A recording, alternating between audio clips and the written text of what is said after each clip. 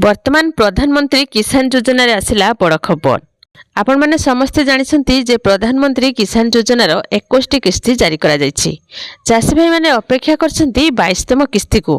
तेबे वर्ष को 3 थर प्रदान करा जाउथिबा एई 2000 टंकार आर्थिक सहायता केवल क्षुद्र चाषी को खर्च को भरणा करे। तेबे चाषी मानकर एक गुरुत्वपूर्ण सहायता भाव में कार्य करे।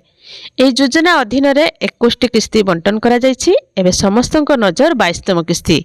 तेबे समस्त चाषी भाई मानकू एथर 4000 टंका आसीबो। एहा कोनोसी बोनस नुहे बरं सेही चाषी भाई मानक पई एक अधिकार जहार पूर्व किस्ती कोनोसी समस्या किंबा असपूर्ण कागज पत्र जोगु विलंब होईछि।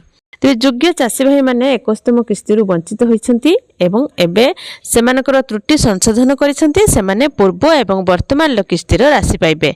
एहार अर्थ होछि सीधा सड़क सेमानकू 4000 टंका स्थानांतरित कराजिबो एवं साधारण चाषी माने 2000 टंका पाइबे। जदि आपण चाहंती जे पांठी आपनको अकाउंट रे बिना कोनोसी असुविधा रे पहुंचू तेबे आपनको सरकार स्पष्ट कर सारछंती जे बिना केओसी बिना आपण माने एही पांठी पाई परिबे नाही। एही योजनार स्वच्छता आनिबा पई एही पदक्षेप अत्यंत गुरुत्वपूर्ण।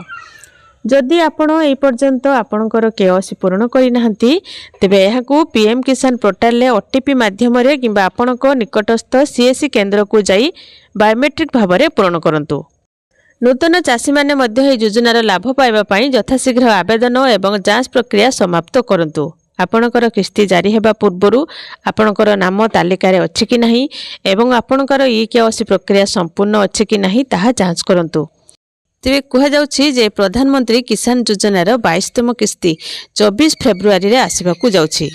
तेबे होली पर्व पूर्वरु सरकार चाषी भाई मानकू एही उपहार देबाकू जाउछंती। जदि आपण माने प्रधानमंत्री किसान योजनार हिताधिकारी आपण माने जदि केओसी करिथिबे तेबे आपण मानकू एही 22तम किस्तीर टंका निश्चित आसीबो। जाकी कह जाउछि जे 22तम किस्तीर टंका 24 फेब्रुआरी रे आसीबाकू जाउछि। आपण माने एही योजनार टंका पाउछंती कि नाही केउ जिल्लार वीडियो को देखुचंती कमेंट माध्यम रे जणेबे आ वीडियो को गोटे लाइक कर देबे।